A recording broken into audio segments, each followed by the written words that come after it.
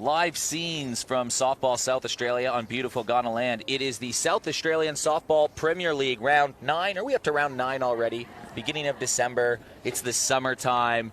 We're happy to bring a broadcast for you tonight. It's actually a game that is going to have some long-term playoff implications for both of these clubs. It's the Glenelg Rebels and the Sturt Falcons. Both teams trying to put an arduous November for these sides behind them and get rolling in December. Good afternoon, good evening, good morning, wherever you're watching around the world. My name is Eric Balnar. I am joined by two stars of the game. To my left, we've got the head coach of the Seacombe Tigers.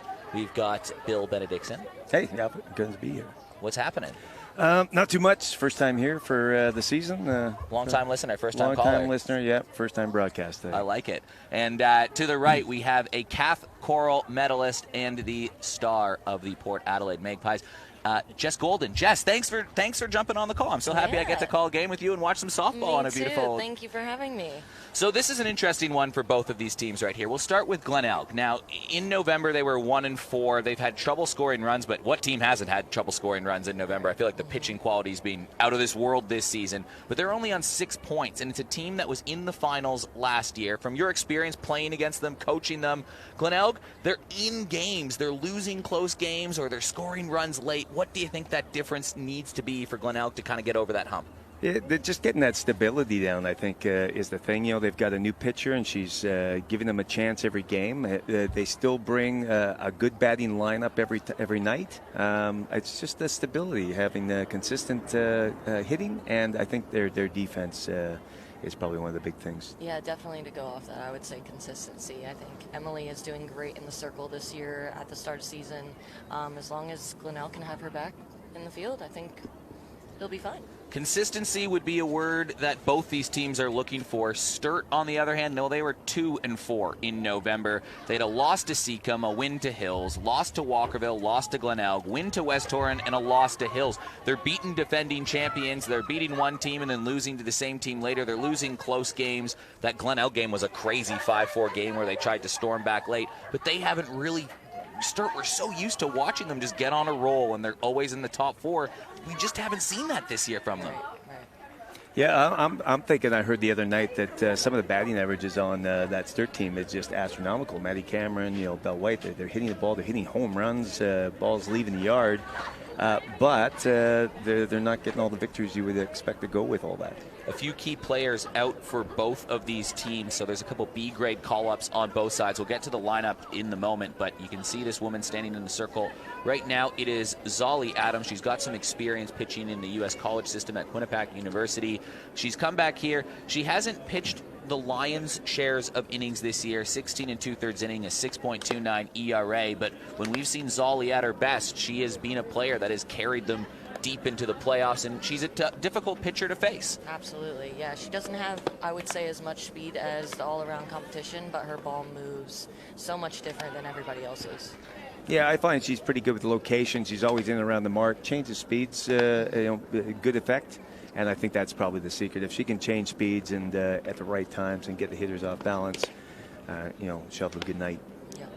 Ashlyn Mensforth in left field, Abby Kennedy in right field. Abby Weird is playing third base. Jordan Lee at shortstop. Maddie Cameron is out for the game today. Rachel Tonkin, who leads the team in hits, is at second base. Tash Straps at first. Sarah Tonkin, the ever-reliable catcher, is catching. And over in center field, I feel like we're getting a treat on some Wednesday nights. We had Jess Maslin in center field last Wednesday, and now we've got Belinda White. It's just calf coral medalists get to go in center field. Jess Golden will be playing center next Wednesday, I'm sure. And that is how that they shake up. Batting lineup quickly for Glenelg. Bree McGee to Georgia Bevan to Sasha Penglaze. Emily Price at cleanup. Jemia Sharkey batting 5. Sophie Kinnear 6. Amber Dodd Mobius 7, Kenzie Ween 8, and Tamika Penglaze getting the call up. She is catching. She is the B-grade star right now for Glenelg. Let's play some softball. It's a beautiful Wednesday night. What is it, like 28 degrees out here? It feels amazing. We're loving it. This is good softball This play is perfect weather. weather tonight.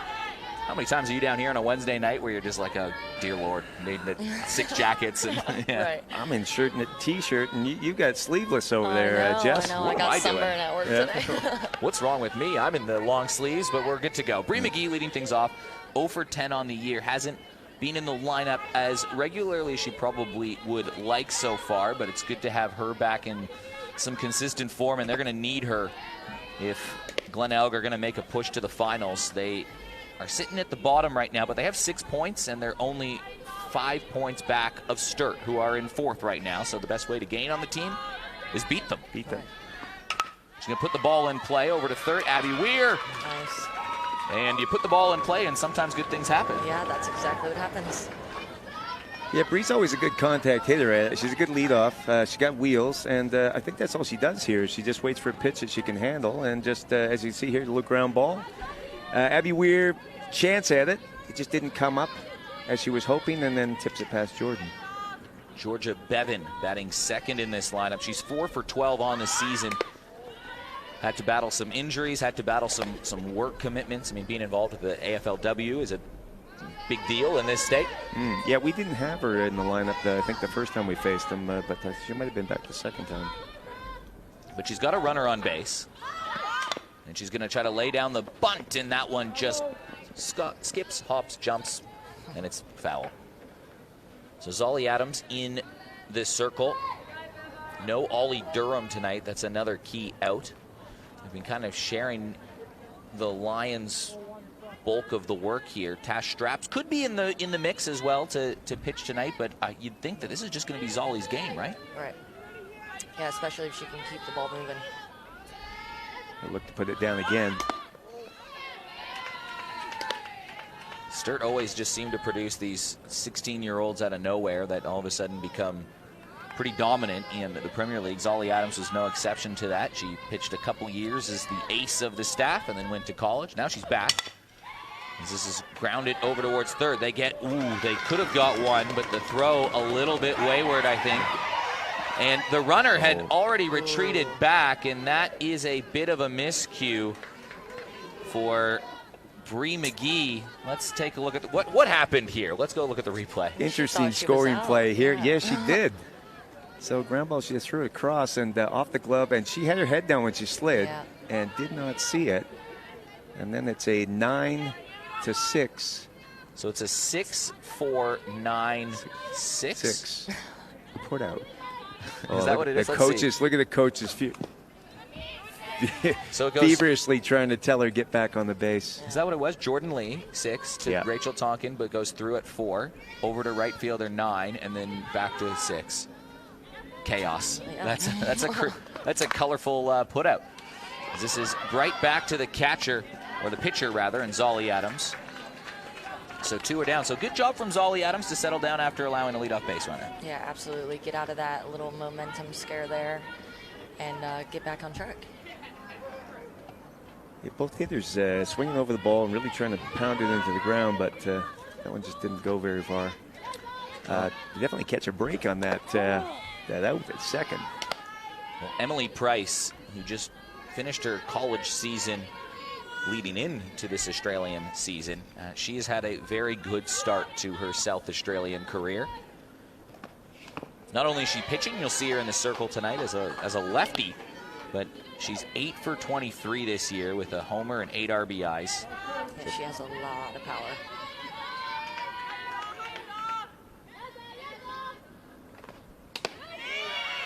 Only trying to mix things up off speed. You can see the reaction from it. She wanted that called. But Emily Price has certainly been the impact player that Glenelg have been looking for.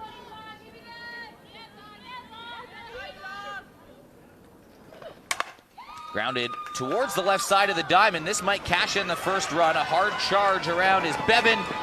And that's RBI number 9 for Emily Price and a 1-0 lead for Glenelg. That's a good 2-out approach, I think, there, Jess Golden. Absolutely, yeah. She waited on that ball, let it travel back, and just hit it hard on the ground somewhere to score the run. Yeah, you can see that. It really keeps her head on the ball, keeps the bat level. Didn't just try and do too much. Really a late swing and just guides it to the left side.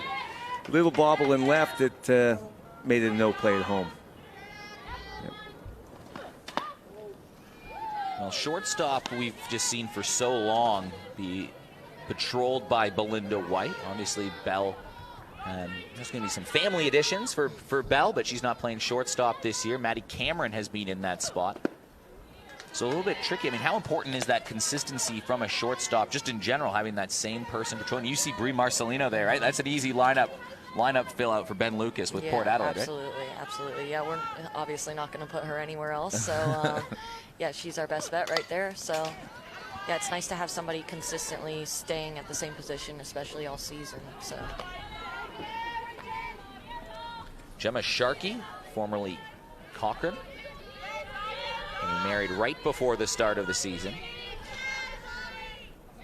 She's got a runner on base after Emily Price drove in a run. That one just fighting the bottom of the zone, and Rachel Tonkin, or Sarah Tonkin rather, just going to have a word. If you got a pitcher, Jess, that's just missing the strike zone a little bit, what do these conversations sometimes look like as a catcher? Oh, it really depends on your pitcher. It depends on what they need. Sometimes some of them need a kick in the ass, and sometimes just need a little calm down. So really just depends on learning your pitcher and what they need in that moment. That's a great answer. Yeah. Are you a pump-up catcher? Are you a pumper? I try to be. Yeah. I've calmed down a little bit as I've gotten older, but just kind of absorbing more than I speak. So I try to learn.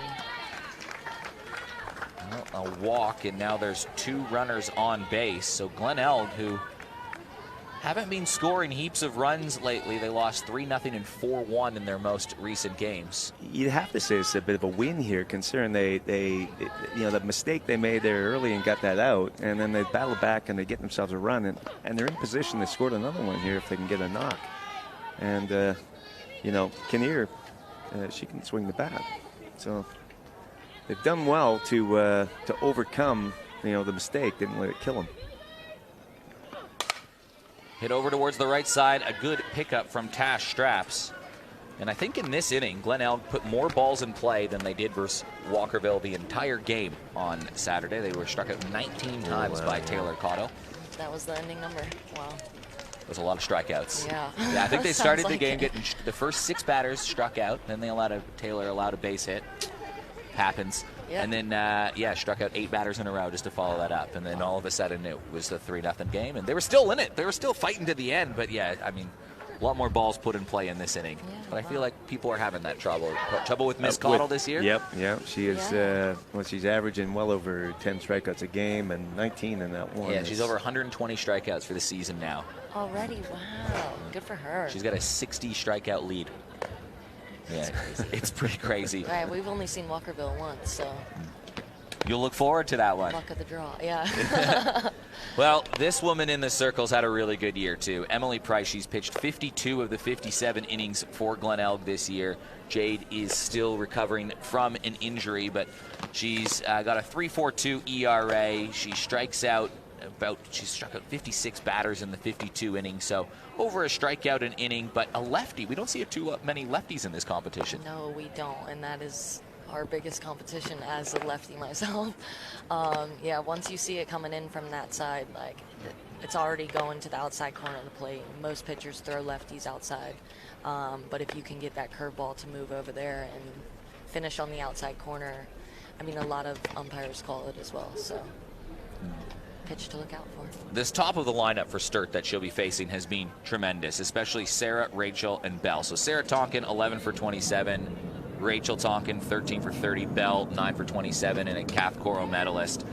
Tash Straps, Jordan Lee, Ashlyn Mensforth, Hannah Robson-Fu, Abby Weir, and Abby Kennedy round out the lineup. And it's kind of been a mix and match this year for who's been in the lineup. Obviously, no Maddie Cameron changes this a lot, but for Sturt, they need some base runners from the bottom of the lineup for those top 3 to drive them in. Absolutely. Well, Sarah Tonkin having a big old season. Again, actually just a normal Sarah season.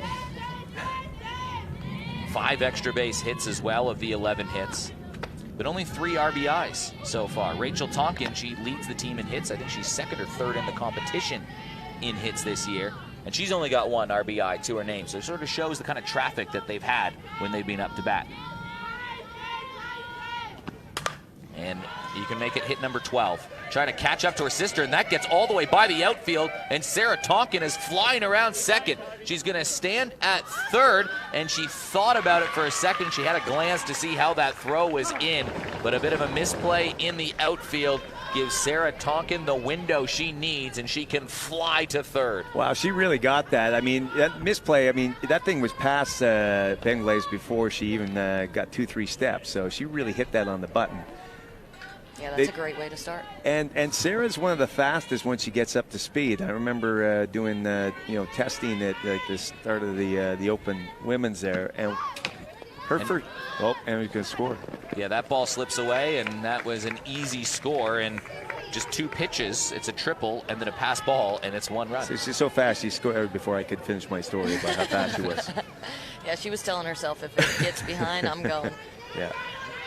Yeah, she bolted. Quick first step. No hesitation right there. So now Rachel Tonkin, who leads Sturt in hits. And this is a team with Sarah Tonkin, Belle White, and Maddie Cameron, who are having good seasons. It's not on theirs. That's just what Rachel Tonkin's been doing. But of her 13 hits, they've all been singles. Yeah, I was going to say, that's kind of the style that I remember Rach always seems to put the ball in play. Good number 2 hitter in that she'll make contact. She's good at bunting, and but when it gets to 2 strikes, she'll still put it in play. And if she just finds those gaps, it'll work out for her. Another one that's sort of batting like that at the start of the season is Erin Stone with Walkerville, who just makes contact and seems to find the holes. And I think she was batting 400 or something for Walkerville. Yeah. Up to late. We can pull up all the stats leaders in one of the innings breaks. I think Jess Golden might like them. I don't want to see them. So Rachel Tonkin puts the ball in play, and that one takes a funny hop over the glove of Amber Dodd-Mobius. And Rachel Tonkin has hit number 14 of the year, so if her sister Sarah thought she could put a dent into that, Rachel says, I'll think otherwise. Funny hop, though, over at that shortstop sometimes. I give that a hit. So a runner on base for Belinda White.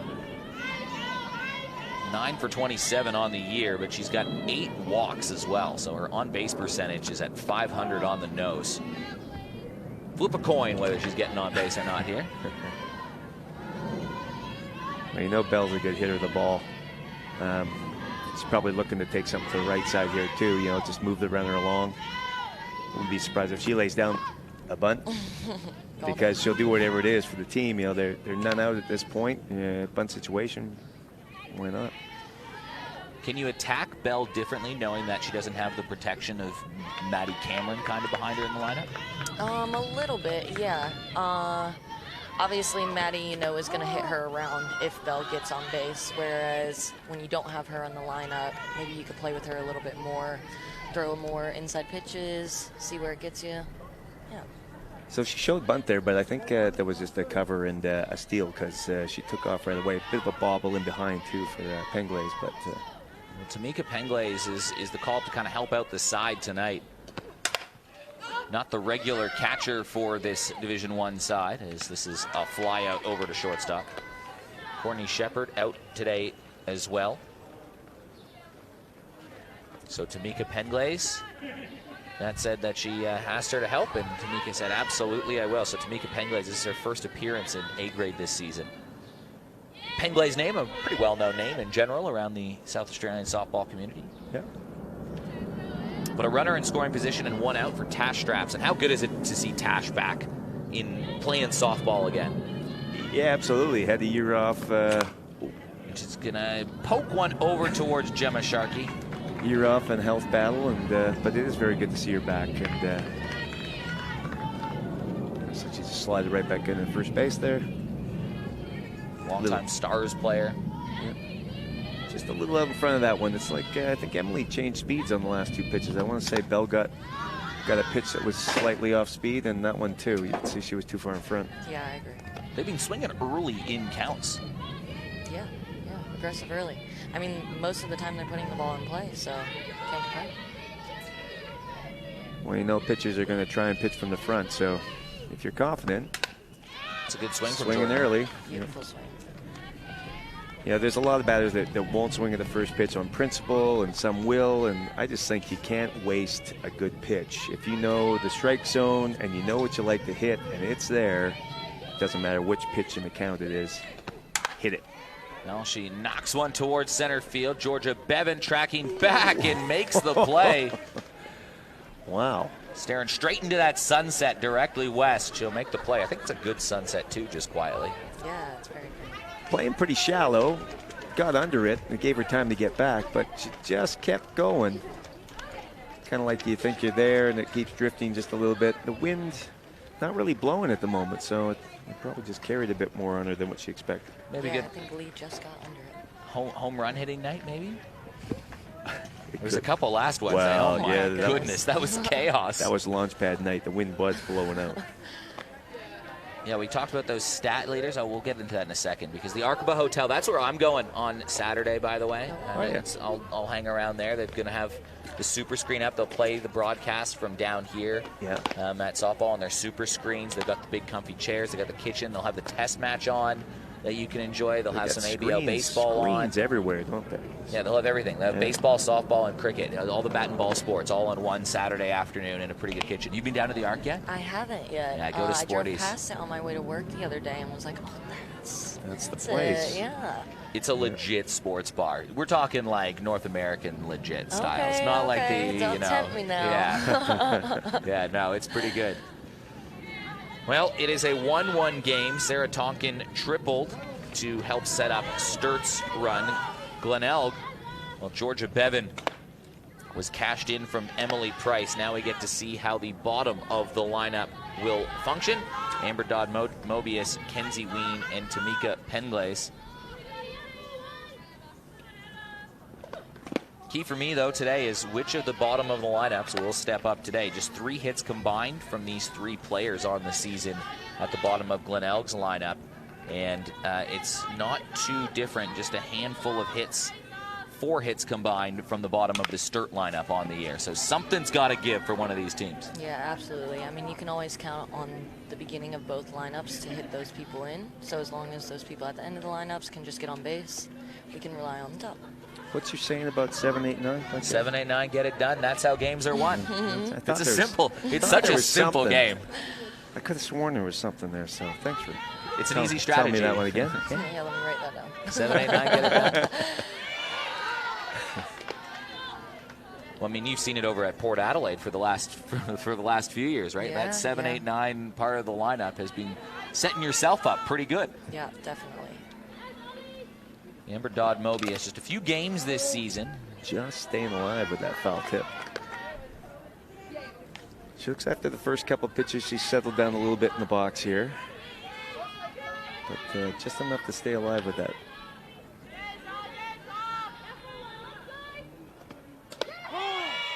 And she's going to strike out looking. Zolly Adams with her first punch out of the day.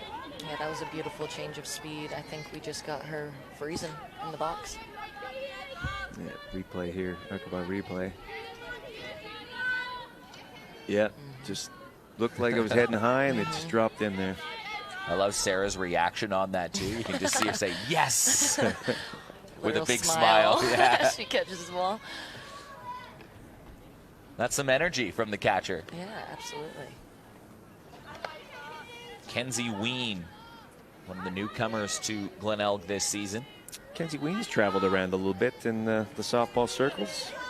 The Hills, right? Well, she was at West Torrens before that, Okay. and then Hills. I think she was somewhere before West Torrens, but I'm not sure of that one. Yeah, and then Hills, and now she's resurfaced with Glenelg. Glenelg missing some key players, though. In this one, Courtney Shepard not available tonight. We have the injury to Jade Peterson, Yo Grauer, hoping that she can get in the lineup a bit more consistently in the new year as well. Caitlin Carroll out for the year with her ankle injury, I think it was. Oh, that's right, that's right. There's been a lot of injuries to this Glenelg side, sort of dating back towards that February part of last year where they really had to go to the depths of their club in their finals run. And they were shuffling the lineup and doing whatever they could to, yeah, that's right.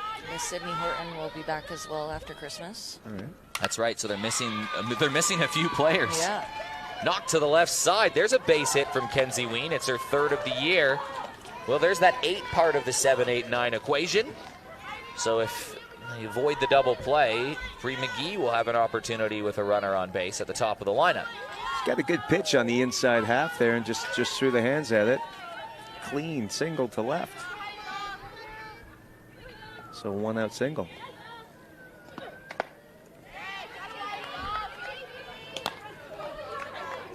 Tamika Penglaze getting the call up.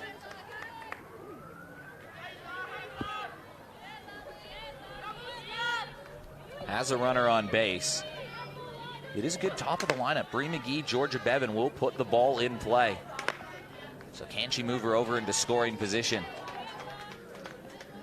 Especially on a night where both teams are missing regular shortstops. Glenelg all a good running team as well. They got some wheels and there's a ground ball. Well, there's one. Can they turn two? Nope. Rachel Tonkin will hold on to it, but Jordan Lee makes the play that time, and a big smile about it after we saw an adventurous 6-4-9-6 put out earlier. Yeah, she got a second chance at it here and made 100% sure, both of them, so they had that lead runner. The old fire away from 5 feet from you.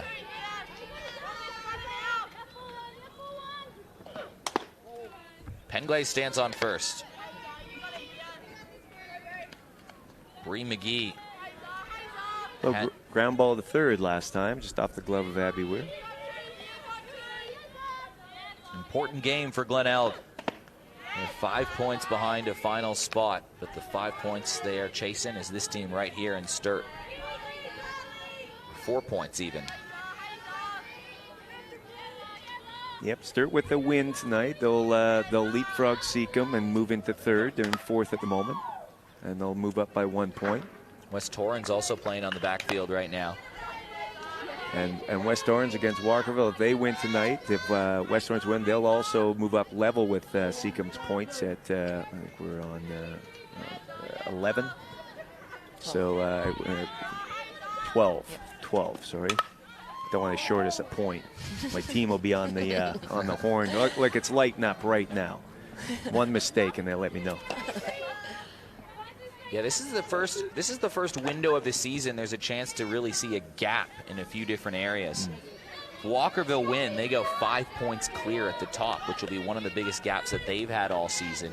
If Walkerville lose, then it just stays bunched up. Yeah, they're in good shape either way, aren't they? Knocked towards shortstop, and that's a good pickup across the diamond, but the throw is sailed. You'll have a runner on first and third, so Jordan Lee had that throw just sail on Tash straps a little bit, and it's going to be a free base and runners on the corners.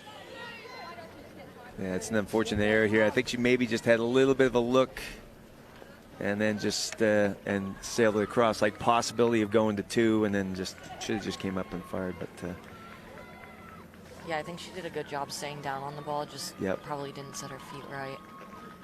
Yeah, she doesn't really look at two, so yeah, just got away from her. I think she knew it as soon as it left her hands. You could see the reaction.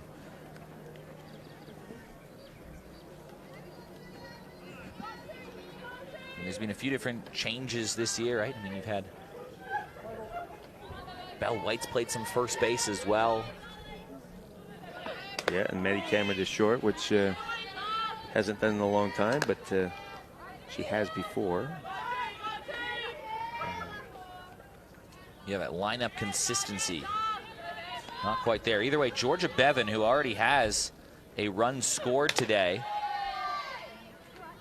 She's hitting .333 on the season. She's got 2 runners on base. Let's see if she can make Sturt pay for a defensive error. You remember Bevan, she was showing bunt, fouled a couple off, and then hit a ground ball to short, and they had that little error. Just missed this one. It goes into foul territory, and making the play is Abby Weir, so no damage done despite a defensive error, and it keeps the scores knotted at 1, and Sturt will have a chance to respond and take the lead. Abby Weir did a good job really getting over there quick, so she's waiting for the ball when it comes down and not sort of drifting over. Good sure hands on that one. Yeah, absolutely. And you want to try to get all extra outs you can for your pitcher. So they're the best, aren't they? Yeah. Those foul outs. They are. You know? They are. Yeah, like I was just talking the other night, how the batter knows that they can't really do anything with that. Exactly. And the outfield or the infield outfield knows that they've taken a cheap one. Mm-hmm. Well, we mentioned some of those stat leaders with Rachel Tonkin's hit. Jess, you now have company at the top. 2 people on 14 hits for the season. Rachel Tonkin and Jess Golden. Yeah, it's now a party near the top. Jess Maslin on 13 hits. How's this, though, for Port Adelaide? The hit leaders and the competition. Number 1, Jess Golden. Number 2, Brie Marcelino. Number 3, Jess Maslin. That will win some ball games. 14 hits already, Jess. Well done. I can't explain it. I'll just get in there. That's good. Thank you. In the pitching statistics, the big gaudy number is from Taylor Cottle, who has 124 strikeouts in 61 innings. Wow, next good best. for her. Holy smokes. Snaps. The next, the snaps, get some snaps around. The next closest is 65 from Emily Price, who's in the circle right now. So Emily Price is second in the competition by 60. And Emily Price, that's over a strikeout an inning. Like that's a really good clip from her. 65 strikeouts Emily Price has in 52 innings. Like that is a sensational mark in itself. Yeah, absolutely. I think I overheard Taylor, or somebody told me that Taylor was also saying like, "Oh, I wish we had more games during the week. Like I could throw more than this." So it looks like she wants more strikeouts. Ashlyn Mensforth leading things off here. She's thrown the most pitches in the competition this year, Taylor Cotto. 1,003. We've got some great stat keepers in this softball competition that help do this. As we sit under the Joe Williams Pavilion, reading some stats provided by Joe Williams. But 1,003 pitches on the year. She's the most. Wow. Number 2 is Emily Ollie Durham, who's missing in today 12 as well. games? That is in 12 games. Yeah, she has pitched all but a handful of innings.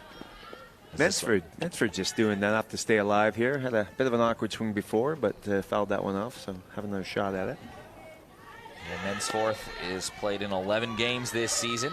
She's got 4 hits. She's slowly moving up the lineup.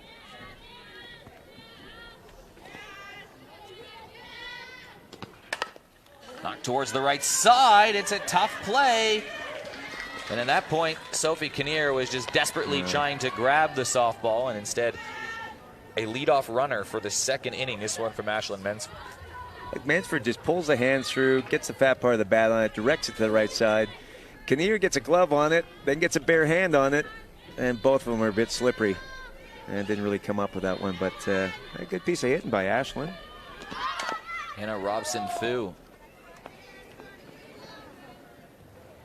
Looking to sacrifice. 1-1 game. You want to move that runner down there, and Hannah Thu, this is her first plate appearance of the season. She's been in 3 games. She's scored a couple runs, so she's mainly been that kind of courtesy runner player, and she lays down a bunt, and that is job done. Great bunt. On her first plate appearance. It puts the go-ahead run in scoring position, and that's one that I'm sure the team would get around. Yeah, absolutely, and it always looks good to put it down the right side as well, because most bunts go down the left side. So it's always good to challenge that first baseman. You never know if they're actually going to field it and make a good throw. It's a rare play for them. So. And look how dangerous that throw was. Like, it was a little bit high. Sophie Kinnear had to jump up, moving over from second. I mean, that throw was not far off from being far off. Abby Weir made a couple nice plays in the field in that last inning. Weir on the season has a hit, looking for her second. This is grounded towards third. Well, a couple ground outs. Oh, she's called safe. Called safe. She is called safe. Let's take a look at the Arkaba replay. Umpires certainly don't have the benefit of looking at it from the angle we have in slow motion as well. I kind of saw a bobble in the glove, I think. That might be, he's watching to see if she takes it cleanly. Yeah, I thought it was going to go a little bit low. Geez, I saw it look like movement, but I don't know. Yeah. Let's see that one more time. I was watching the glove, but I just want to see whether the runner beat that throw or not. It was pretty close. It was a lot closer than it looked from this angle, to be honest. Very close. Yeah, Price can't believe it. Well, Emily might have a case there. Abby Kennedy up to bat. She spent some time. She's played with the national team. She's been off to the Canada Cup before. Good opportunity for Abby Kennedy as the 1-3 split. It may as well be a free base, and now it's 2 runners in scoring position. This is a crucial out right here with Sarah Tonkin and Rachel Tonkin lurking in the distance.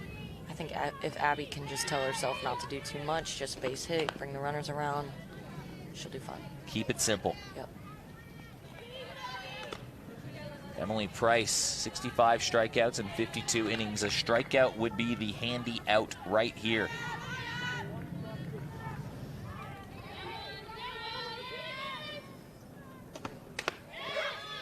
Was looking for the call, just missed it. Just missed it, top of the zone. Now Abby's a pretty good put the ball in play kind of hitter, right side, or left side, sorry. She's been hitting that left field line. A couple of years ago, she was pulling the ball into the right center gap with some power. I haven't seen much of that this year, but always dangerous. We got men's, left field is Ween, and she's right over on the line, expecting it.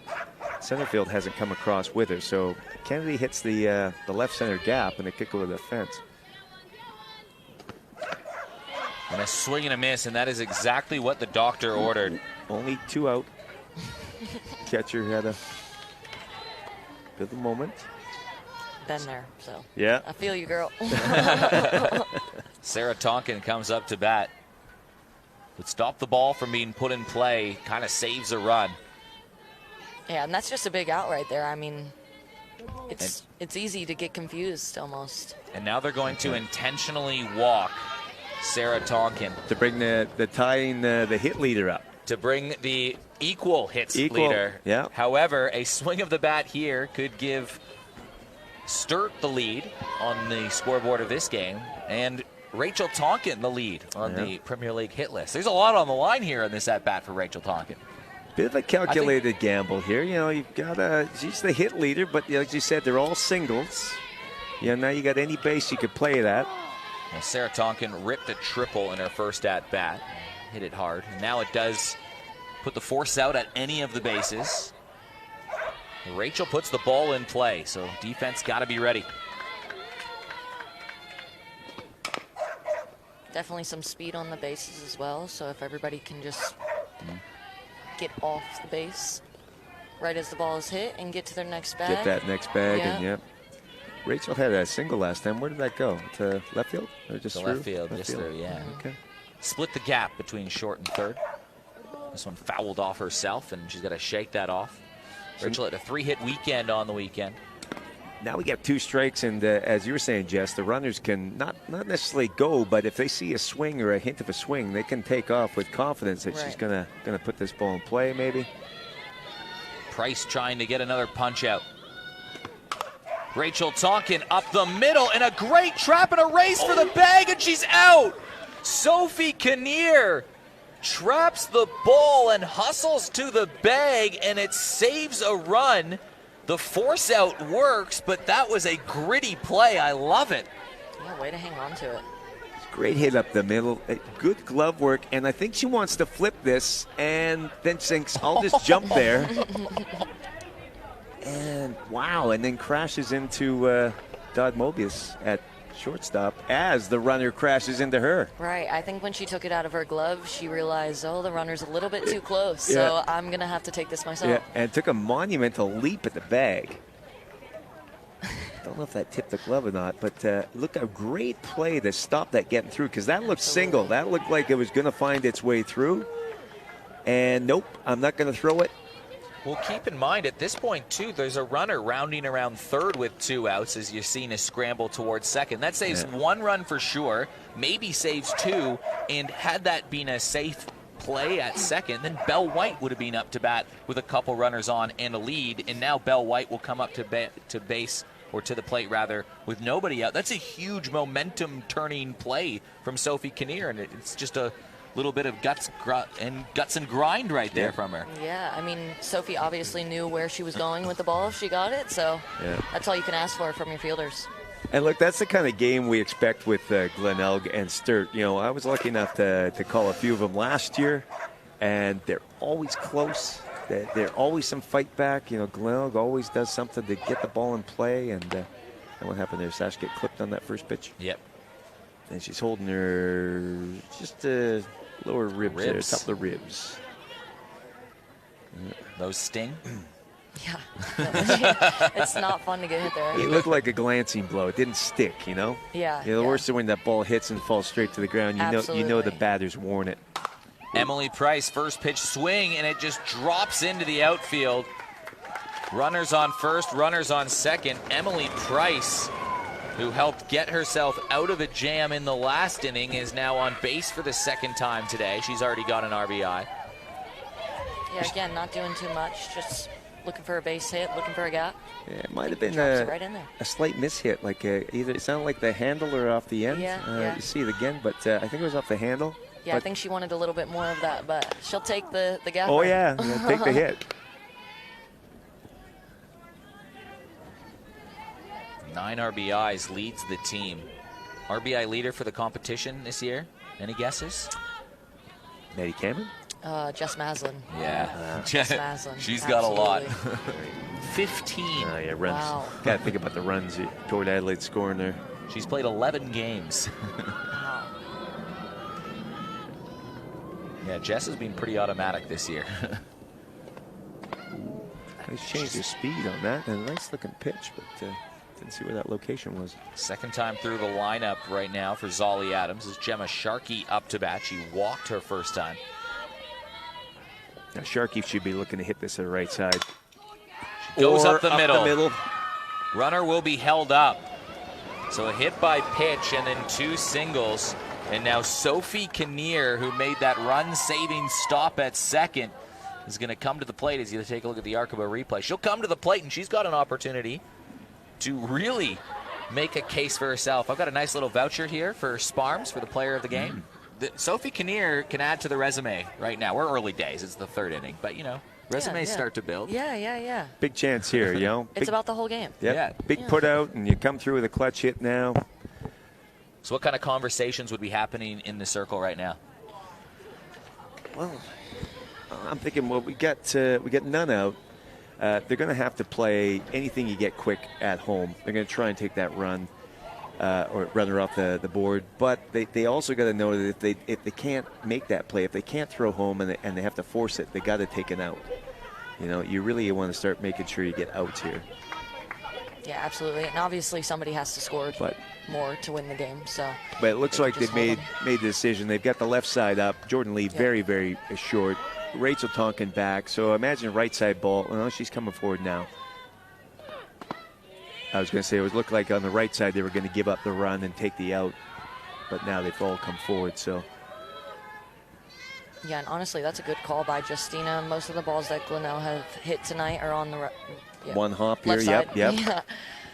Yeah, so. Yep, you get a one hopper to short, and they get a shot at throwing you out. Well, even right there, if that ball stays fair, there's a chance of a double play. You step Absolutely. on the bag and zip it down to catcher. Mm-hmm.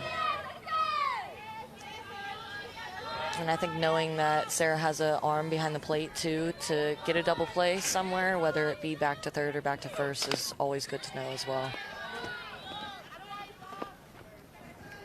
Fight here by Kinnear. Kinnear, what did she do last time? She was the last grounded out to the third. one. Yeah. Yeah. She's got 4 hits on the air. She's hitting 200. Made that big defensive play to end the inning. Ooh, wow. Zolly wanted that one. 2 strikes to lay off that one. That was a beautiful pitch. That was a good pitch. You see that one again. I don't know where that missed.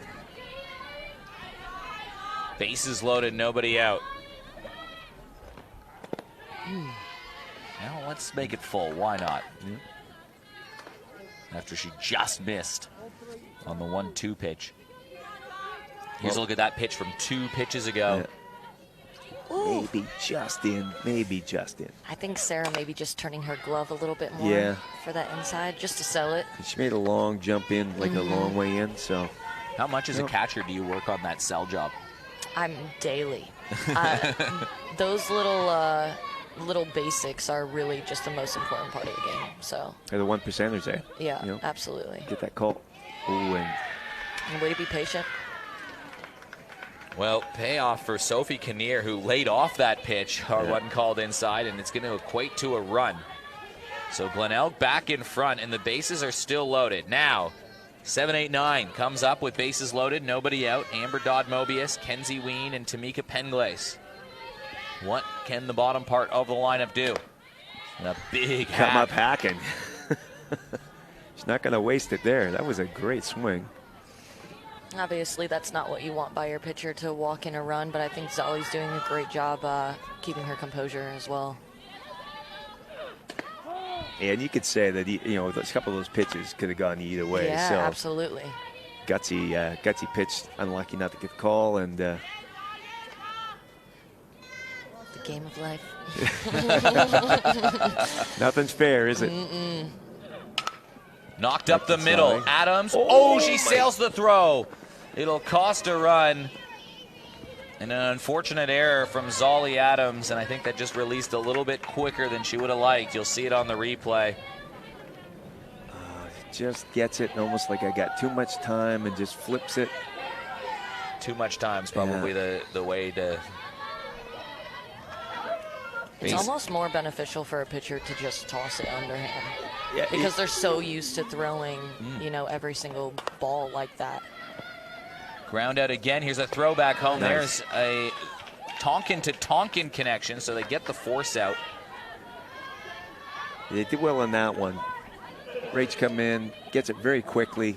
Ball gets to her, a little scooter, but she comes up those 2 steps. And a strong throw, force play, lots of time. How many times have they made that throw in the backyard together? Hard hit ball to the left side. It cashes in another run. Tamika Penglace. Oh, got her hung up. Uh-oh. And now there's going to be a run down, maybe. Throw over to second, then out squirts the ball, and in comes a potential run. Chaos on the base paths. It all started with Tamika Penglace, who got the call up for the game today to come up with a clutch hit to drive in 1 run. And then another run comes in and scores. We'll get a whole look at this replay here. There was a lot happening. But how about Tamika Penglace? So the runner is caught up between second and third here. Here's the throw, and she just runs into the ball, and that ends up being a run. Away, and then, You know what caused that little mix-up, and it's a good play by the cutoff, which is weird. Watch, she fakes this one. I thought she cut it, and I think so, or whatever happened there, the runner just thought, she's still going. That was a fantastic play. Sarah did a great job bringing the ball all the way back to third base, too, kind of making them make a decision. Yeah, and did the right thing and had. Yeah, absolutely. If Rachel hangs on to that ball, that's a big out. So is that 5-1 now? 2 more runs in there? I've lost track, man. I mean, it's all happening here. It is all happening. This has been a chaos inning. And that's a second out now. That's the second out. This is the 9th batter coming up in the inning into Georgia Bevan. It started with Sasha Penglace on a hit by pitch. Emily Price singled, and then Gemma Sharkey had a single to load the bases. Sophie Kinnear walked one in. Then there was a throwing error that scored Emily Price. And then on that one, Tamika Penglace drives in Sophie Kinnear and then Amber Dodd-Mobius, who is over at third. And then all of a sudden, it is 4 runs on the board, and now it's going to be 5, maybe 6. Runner is getting thrown out at home, and it just slips away. 2 more runs score, and Glenelg have scored 6 in an inning. The margins have been razor thin. Ball's just slipping away from Sturt, but Georgia Bevan puts the ball in play, cashes in another couple, and it's a wonky one. Well, 2 things. Glenelg is putting the ball in play, like you're saying. That was a solid hit all the way. Absolutely. But Sturt cannot catch a break here defensively in this inning. It's all happening. Yeah, and Glenelg is aggressive early in the count. They're finding holes, and I mean that was a great throw by Abby. Absolutely, yeah. It just took a bad hop right at the last moment. Yeah. But now over towards shortstop again. Picked up across the diamond. She beats out the throw. Sasha Penglace is on base for the 2nd time this inning. Just 10 minutes ago, it looked like Sturt were going to have a base hit up the middle to score in a couple runs with bases loaded of their own. Kinnear took the play away, and now Emily Price, who's 2 for 2 with an RBI, and she's the pitcher in this game, has a chance to really bust this one open. She had the bloop single earlier in this inning to right. I think Sturt just need to find out how to stop Glenelg's momentum. So Yes. yeah, once they can do that. Glenelg at the moment, they're just doing anything to not make an out. You know, Yeah, let's just right. keep it going. One more pitch, one more at bat. Let's get the next base. And they keep it going. And at this point, you know, you can feel it welling up on Sturt. They need to stop this and get an out. They need that third out. Yeah. Remember, they got 2. They only need 1 more. Sometimes the best way to appease the softball gods is just put the ball in play. And they have certainly done that this inning.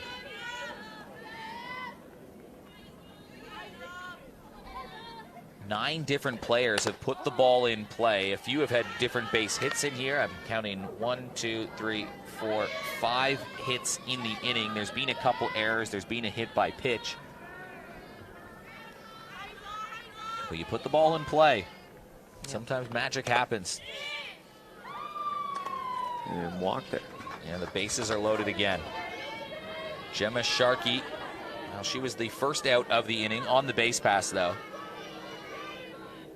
Right, she had a single up the middle last at bat, and a base and balls in the first inning. And we got a catcher speed up. Fielder's choice was how she. Pitcher speed up. Yeah. Or she was out at home, Gemma Sharkey, just on the force out. Right.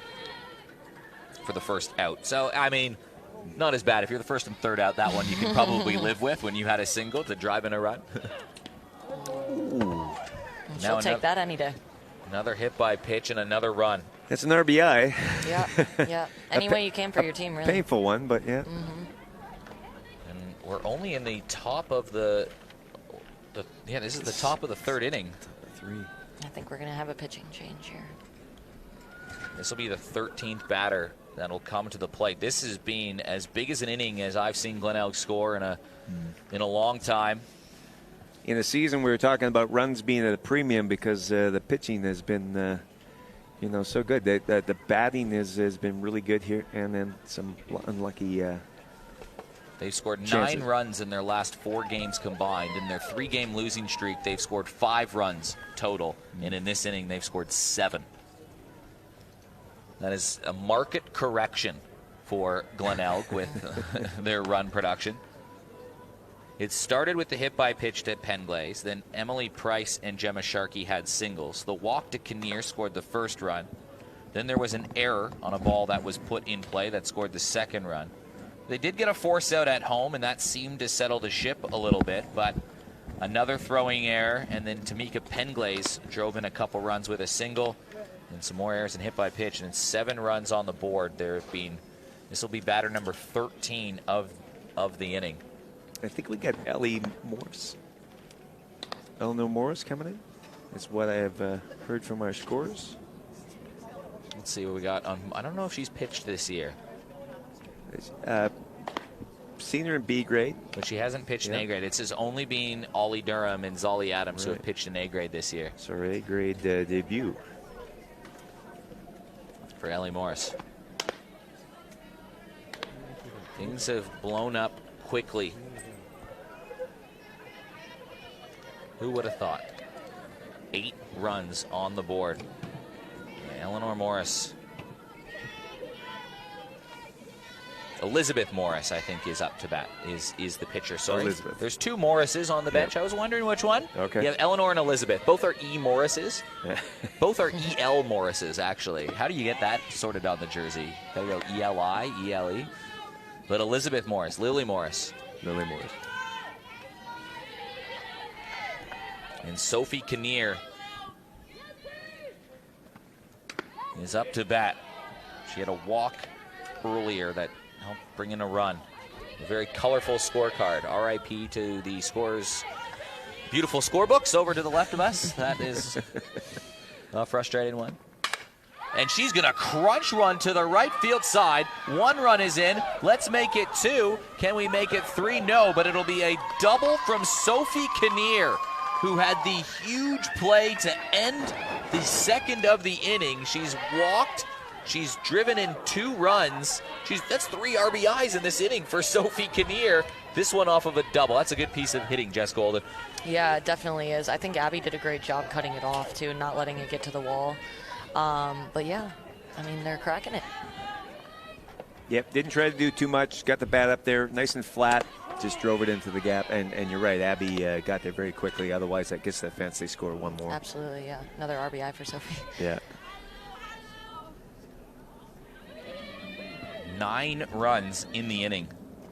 Everybody in this Glenelg team has scored. Well, 8 of the players, have scored. Penglaze and Price have scored twice. And Amber Dodd Mobius, who put the ball in play and forced one of those errors, now has runners on second and third. And Glenelg are getting close to blowing this out to run rule territory soon. Although the time is, we've played 52 minutes in this game. We're only in the third. Flown. It feels like it's flown, but it really hasn't. We're only in the third. Well, when there's a lot going on like this, you lose track of time, don't you? Yeah, absolutely. I've definitely lost track of my scorecard because I've given up now. I can't keep up. I got you, I think. Yeah. We'll have to get a score update for the backfield at some point as well. That's a good call. And that's a big strike from Ellie Morris, who comes in, and that is her first strikeout in A grade this season. That will be is a cool moment for her, but she comes in with bases already loaded. There you go. That's a feel-good moment for Ellie Morris to come through with a strikeout. Yeah, cool moment and a big moment for her. Stops the bleeding. Yeah, Sturt is definitely looking to come back and get some runs on the board now. Now, I do have an update on iScore if it's up to speed, and it's got at the bottom of the 5th, West Torrens and Walkerville leading 1-0. Wow. Let's get the pitching line on Caudill. It looks like at the moment Burge and Kaesler have the only 2 hits for West Torrens. The pitching line on...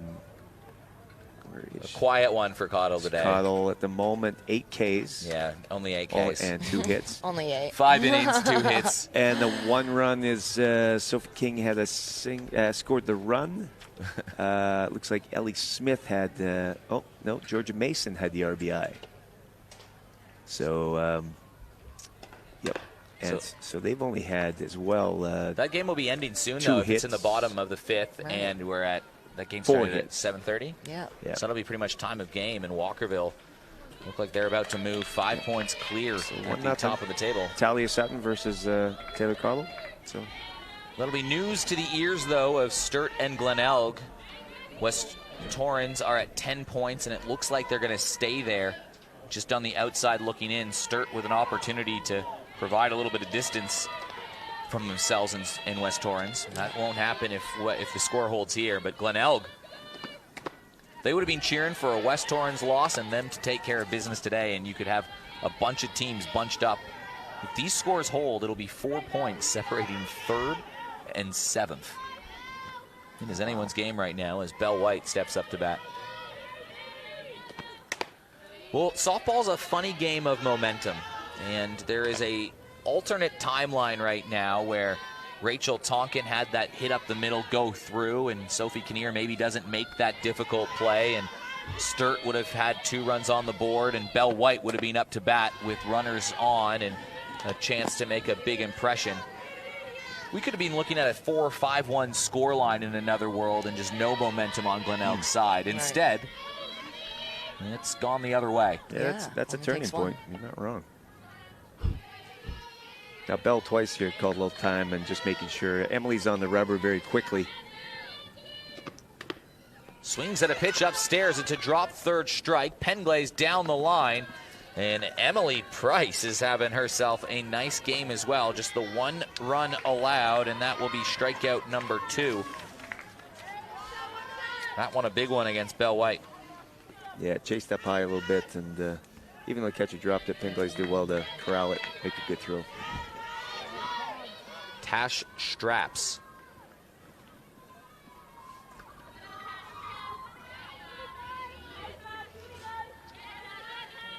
Popped out to 3rd base in her first time up to bat. Get some good movement on that rise tonight. That's really taken off.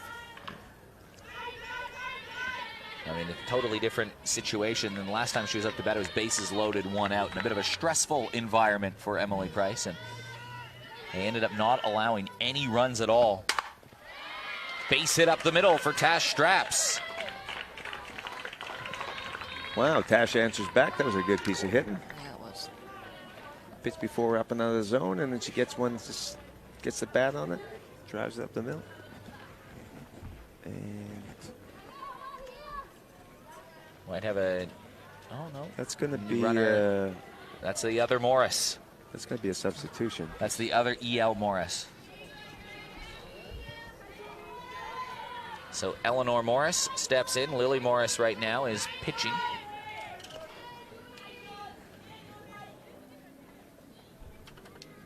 Jordan Lee, she smashed the ball on her last at-bat, but that was Georgia Bevan who had to track back and make a nice little catch in center field. Yeah, I think she'll be looking to find a gap this time around.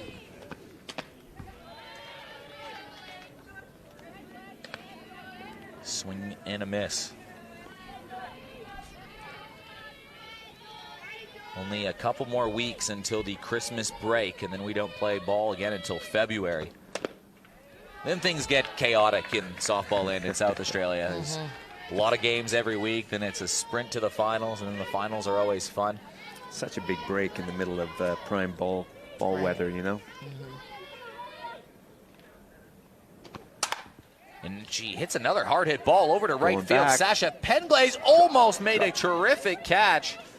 Instead, it'll be 2 runners on, and Sturt not going quietly, trying to issue a bit of a response here. Yeah, I think Penglace just got a little bit tripped up on her own feet out there.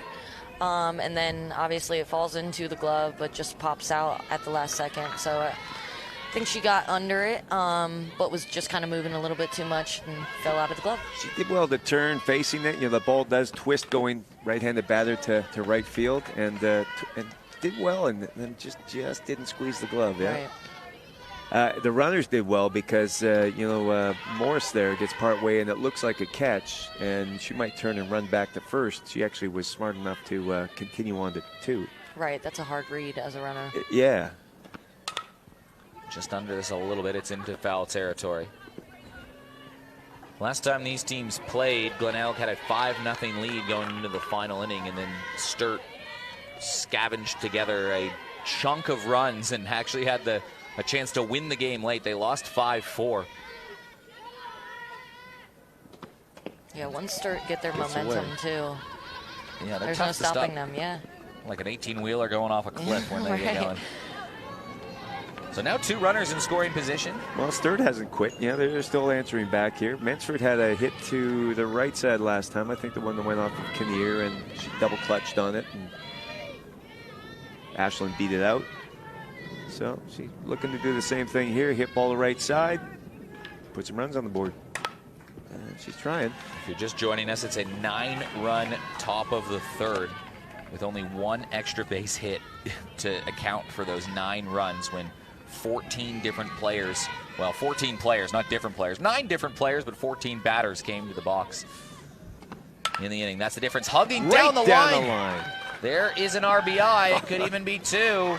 So a rocket down the line from Ashlyn Mensforth. It is her 2nd hit of the game, and you eat an elephant 1 bite at a time, and that's all Sturt can do is just try to keep these wheels going. A good piece of hitting. You know, you'd like to say she's fouling the ball off to the right, probably trying to shoot it that way, and gets a little change of speed, and she's out in front and pulls it right down the line. Right over the bag, too. Yeah, I think with did she make it to 2? I think she stopped at Well, 1. At 1. Yeah. But now they do should have a 1-3, right? 1-3 split here? Yeah, Yes, they yeah. do. Now, if you're Glenelg here, do you take the runner? Do you let him go? You know, you can play for your outs. You're up by 8. If Courtney was behind the plate, I'd say probably get the runner going. No. Yeah, probably gonna let her go. Let's And worry make it- about the batter. Tamika Penglaze, again, this is her first game catching at A grade this season. Mainly plays, I think she's the coach. She was the coach last year of the B grade side. 2 runners in scoring position. They do have 8 runs to play with right now. Right. This is where maybe a little meeting on the mound, and you talk to your infield. Even the coach come out and say, hey, you know, remember, we're up 8. We just want to play for our outs. We've got 2 outs. Don't worry about those runners. swing and a miss. Emily Price gets in a booted chase. Meanwhile, Sturt on the other hand is trying to do what Glenelg did last time and just get that ball in play and keep it alive. Anything in play here, you got a chance. Let's see what Hannah can do. Puts the ball in play, and that's a good trap from Gemma Sharkey. Holds the runner and retires the out. Oh, actually, I thought there was 2 out. There's only, no, there's 2 now. That's some good fielding, though, from Gemma Sharkey at third. You can see it on the Arkaba replay. He wants to throw across, and it's Bree over there. Does a good job stretching this time, but that ball just traveling a little up the line.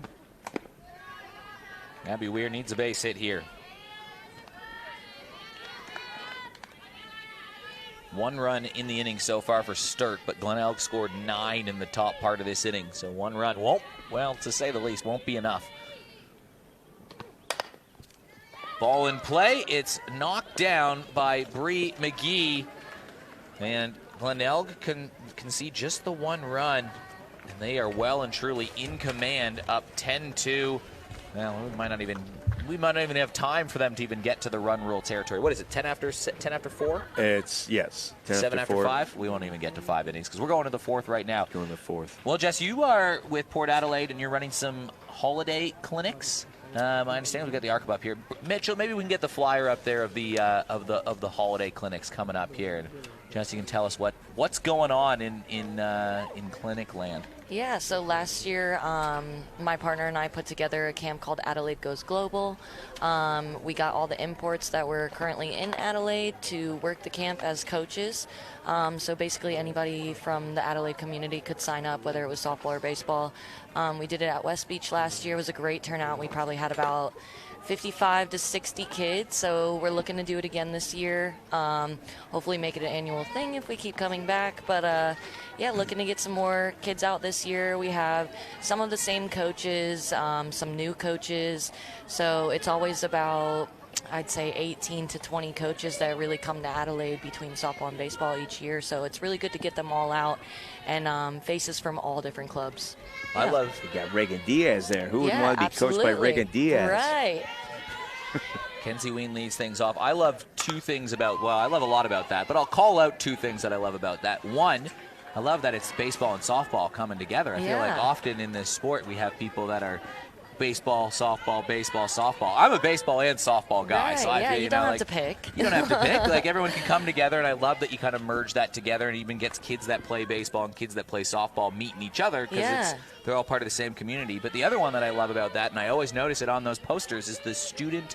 Can you call it student, kid to counselor rate? Yeah, player to coach ratio, whatever it is. It's what is it, 4 to 1, 5 to 1, or something like that? Yeah. Like that's, I mean, I know I've been to a few of those clinics, even growing up, where it's just like you're like 20 kids and there's 1 person around there. But I think that 5 to 1. Fun. That 5 to 1 is a big difference, right? You actually get a chance to learn where a coach can actually see, hey, maybe make this little adjustment right here. Right. Yeah, and we get to meet a lot of the kids from different clubs as well, and just kind of get to know them. Obviously, they look at us and they're like, oh, she's just an import, he's just an import, but then they actually get to know you throughout the camp. So, yeah, it's a fun time. Well, Kenzie Ween will lead things off, and again, I don't know what. Penglay's in this one, yeah. Ween softliner to second, but Penglay's, just as Morris is getting a rhythm, throwing some nice pitches, little chopper that Abby let play her, I think. She probably should have come forward and got that. And that little bobble was enough. I mean, whatever Glenelg did to appease those softball gods today in terms of getting a couple defensive breaks going their way, you'll take it. Yeah. To their credit, they have put the ball in play. They've been smart on the base paths. Some good approach in the batter's box. They made the most of their breaks. Made the most of what's happened out there. Yeah, it's not like anybody's hitting home runs. Like, obviously, they're just doing what they need to do. So simple is the best way to go. Well, simply put, Glenelg just needed to win today. Didn't matter how they did it. They're with 6 points. They're kind of trailing behind the pack. They're just trying to stay in the peloton, and to do that today, they needed to win. And they're in a good position right now. There's still a bit of ways to go here, but more time being chewed off and more runners and batters coming to the plate. And now Georgia Bevan has a real chance to knock this one down. Game like this, like you said, just needed to win, but also a game like this where they get some runs and they actually get something happening and it all strings together. It's good for their confidence, and take them into the next few games, and they'll think, hey, remember what we did then? We hit the ball, we put it in play. That's all we got to do. From a Sturt perspective, too, it's great to see Lily Morris on the mound, another young pitcher that Sturt they keep churning out good young pitchers, and it's been all Ollie Durham and all Zolly Adams. Last year was the same story. Ruby Fidge was around as well. Millie Fidge the year before that, and now Lily Morris. Sometimes this is where you make your debuts and you get an opportunity to show what you can do. Maybe it's a blowout game, but these are important outs that she's trying to get right here. And she swings through a pitch. There's a strikeout down the third base line. That was a beautiful throw by Sarah. Unfortunately, the batter's out the batter on that is out. swing through, right. And Sarah made the right move by throwing, and ball just popped out of the glove. So batter's automatically out on this because first is occupied and is less than 2 outs. Tonkin throws a bullet and just pops out of the glove, unfortunately. I think Abby's just taking her eyes off of the ball right before it gets into her glove. Yeah, thinking a couple about the times tag. here, yeah. So just staying on it the whole time. 2 strikeouts now, though, for Morris.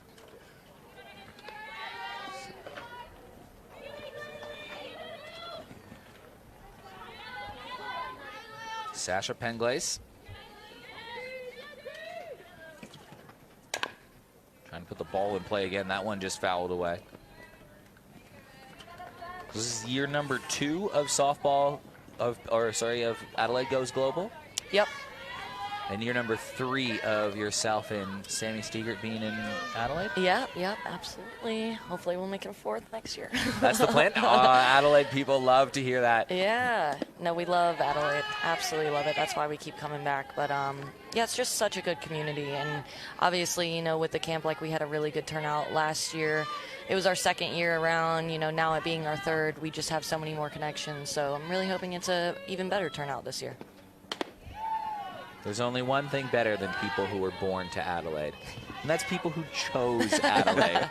And that's us 3 of us right here. 3. Yeah, and Nikki over to our left. Yeah. Adelaide people are tops, but what a shot down the left side from Penglace. That scored 1. It's going to score 2. Yes. Sasha Penglace is on base for the 3rd time today. She's going to try to slide in for a triple.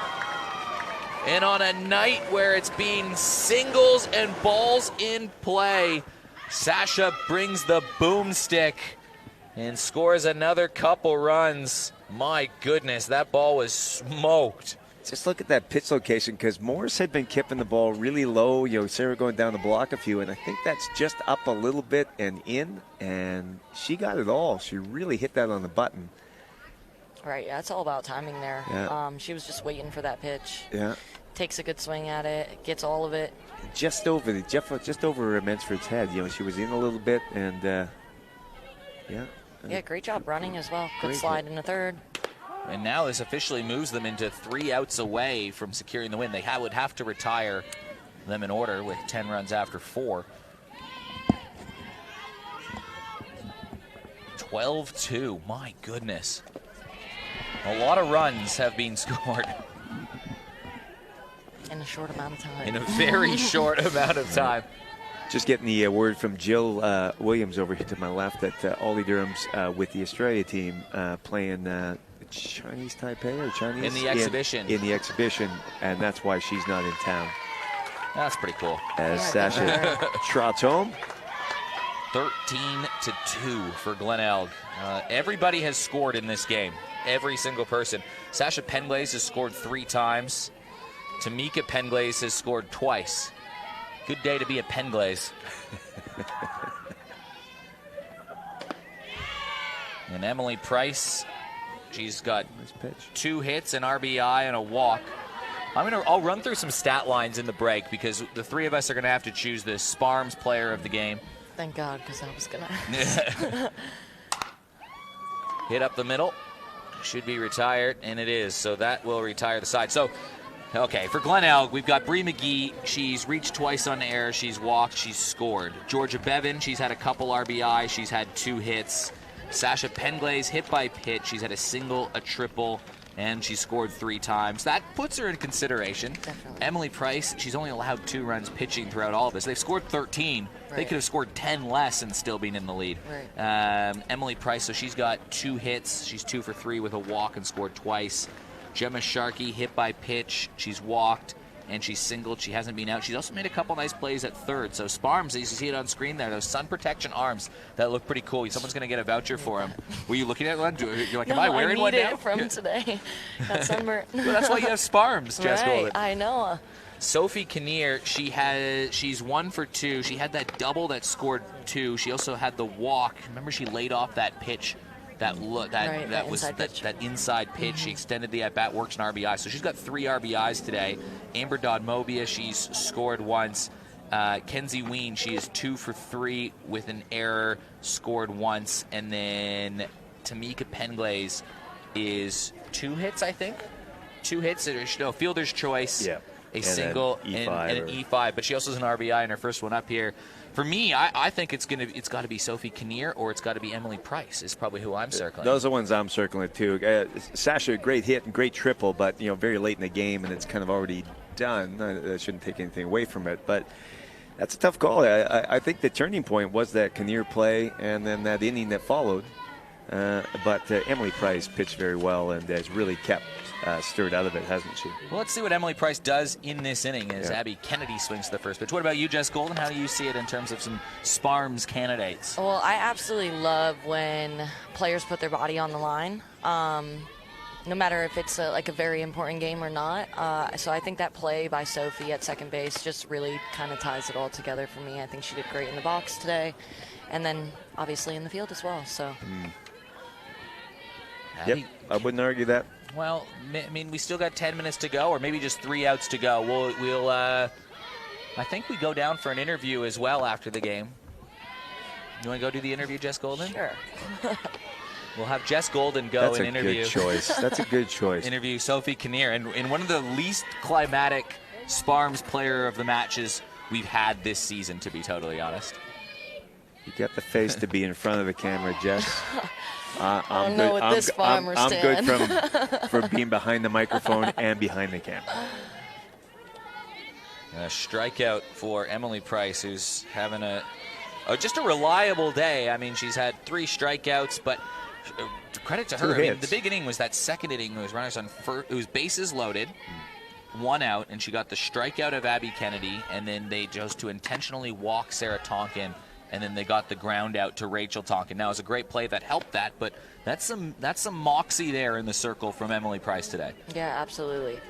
I mean, she's not even looking to get too many strikeouts or anything, too. Just kind of holding the runners and not getting them on base is really what she's looking for. And I think Glenelg did a great job behind her, that when they did put the ball in play, obviously they made good plays. So... Yeah, got him out. After that inning where they scored 9, she came on the first batter. She kind of overpitched the first couple, like throwing gas and they were high and miss, and then she just sort of relaxed a bit, kind of like you said. We've got a lead. Right, let's just make you put it in play, and we'll get you out. Yeah, I think every pitcher can kind of relate when you get a couple insurance runs. It kind of takes a big weight off your shoulders. The base runner totals tonight are quite staggering as Sarah Tonkin gets up to bat. Puts a ball high up in the air and traveling back in front of the fence to make the play is Kenzie Ween. Gets a big reception from our teammates and down to their final out. Actually, I think that's Charlotte Fairley. Oh, that's Charlotte Fairley that's come in, yeah. Fantastic catch. Sarah just misses this one, just under it, and it carries a long way. She played that perfectly. Well, all that's left to decide in this one kind of feels like who is going to bed the hit leader tonight in the Premier League competition. Will it be an equal lead between Jess Golden and Rachel Tonkin, or will Rachel Tonkin wrestle the lead away right here in this event? Take it. Take it away, Rach. 13-2 the scoreline. 22 base runners for Glenelg in this game, and they played only 4 innings, and Sturt just with 8. So 22 base runners, and they've cashed in 13 of them is a fairly high percentage as well. But the 9 runs they scored in the 3rd inning was really that key point in the game. And Sophie Kinnear, right before, with bases loaded, made a great grab in a race to the bag to take some runs off the board. And that was the turning point, but hard to pick out just one player when you have a 13-2 win. Usually it's not just one person that did the heavy lifting in those moments. Right. And I'm seeing a final from Diamond 2. Walkerville 2-1 against West Torrance. So some crazy stuff happened there. So just looking It was quickly, 1-0 the last time we checked. They both added a run. So Walkerville had their 1 run in the 3rd inning, and they walked it off. They both added a run in the 6th and final inning. Poked over towards shortstop, and she's safe. So there it is. So for a brief moment, West Torrance tied it. So it was a walk-off. But yes, that's right. He came back and yes. Yeah, it was a walk-off win because they were right against the time to get that 6th inning in, and then a walk-off win for Walkerville. True to their name. Yeah, so Walkerville shoots up there.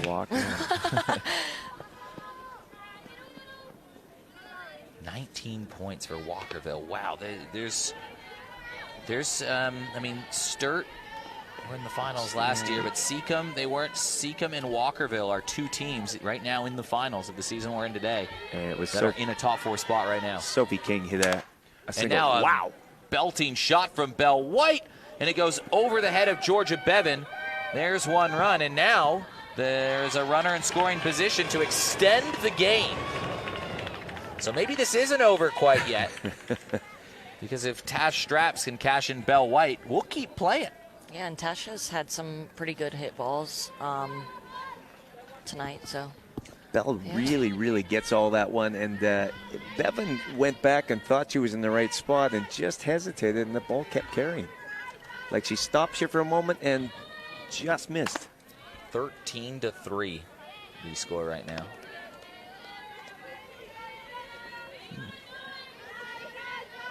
Well, good hit by Bell to keep it alive. Sturt still in it. 2 out, though, right? And a swing and a miss. Bell trots over to third base.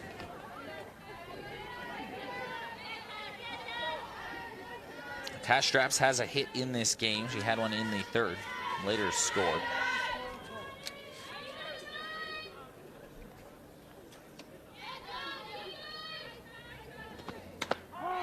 And a called strike, so down to their final strike are Sturt. A base hit extends the game. A strike ends it.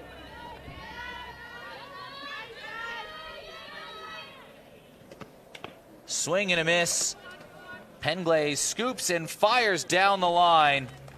And it's a 10-run lead after 4 innings, 13-3.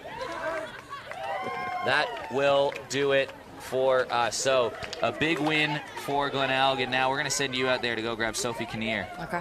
Let's see. Okay, Mitchell, do we have the microphone ready to go? Yeah, he's got the thumbs up. So you go find Sophie Kinnear, and we've got. You can. We'll figure out how to do it. So Sophie, what was her stat line today? She had 3 RBIs, the walk, the double, and the big defensive play. Ask her how her head is after that. Yeah, ask her how the body's feeling. But Bill, I mean, for me, as Jess Golden runs out there to go grab Sophie Kinnear, 9 runs in the 3rd inning, and it was just an inning that just kept compounding. Like, I mean, sometimes softball can be a super lonely place. Yeah. It just, there was a couple errors there, a hit by pitch, some walks, but I mean, yeah, as much as Sturt didn't help themselves, Glenelg did everything they needed to do to put pressure on the opponent, and that's all you can ask for from your team. That's all you can do. You have one of those things, sometimes it's a perfect storm, Perfect storm. Get that ball in play, and it looks like the team's very happy with their choice of player of the game here as well. Yeah, I like it. I mean, she made that big play over at second base when it was 1. Believe it or not, this game was close at one point. It was a 1-1 game, and the bases were juiced. So we're getting ready to send it down. We've got our Sparms player of the game. It's Sophie Kinnear. The microphone tangle is not the player of the game, but Sophie Kinnear is. Let's head down on the field right now with Jess Golden and Sophie Kinnear. Yeah, I'm here with Sophie, and she's the player of the game tonight. Go ahead, you can take that. Thank Yes, you so much. of course. So how do you feel about your 3 RBIs? Oh, I feel really happy. Obviously, it was a massive team effort and really good win tonight. Great energy, so that kind of contributed to the RBIs, and the vibes were great. So I'm really happy. Good, absolutely. And we love that you, I guess, put your body on the line for your team out there on second base. So that was a great play, by the way. How's your head? Thank you. It's fine. Just don't really want to watch back because everyone laughed at me. So I think I looked a little bit stupid, but that's okay. Well, you got the play, you got the out, and you got the win. So great job tonight. The Sparms player of the game. Thank you very much for that interview, Jess Golden. Great to see I think the big word there that I heard was energy. I love that energy that they had in the dugout. Oh, absolutely. Once that play was made and she got up and, they all embraced, they came in and they carried that right into the bats and it showed everything there. Well, we'll get our final word from Jess Golden very quickly, just so we can say goodbye. And it's great to have an esteemed and capped coral medalist down here, Jess. I think for our takeaway on that interview there, we were just saying was probably the energy word that she used. Final word from you. You've been to a few grand finals in a row now too. How much does energy mean to a team in a dugout when you come and approach a game? Oh, huge. And I mean, it starts like right when you get to the field, not even when you're on the dirt yet. It starts in the warm-up, it starts pregame, and as long as everybody's on the same page, like, that's what you really want in a team. So. And the final word is the final plug for Adelaide Goes Global. When is that again? Tell us when the dates are and how people can book in for Adelaide Goes Global. Yeah, so we have an Instagram page. We have a Facebook event up as well. There's a QR code on our flyer. There will be flyers around at all individual clubs, also around West Beach. The camp is going to take place for 4 days. January 20th through 23rd, so basically the week before school gets back. And this year it will be held at Port Adelaide Baseball Club. Yeah, not too far away from here, just down the road. Yeah. No, thank you very much, Jess Golden, for joining us. Really appreciate it. Bill, thank you for joining us as well. Happy to be here. Spacequake Sports will be back with live softball action on Saturday afternoon. I'll be listening to James on the call, and I'll be at the Arkaba watching in some comfy chairs. We'll see you then.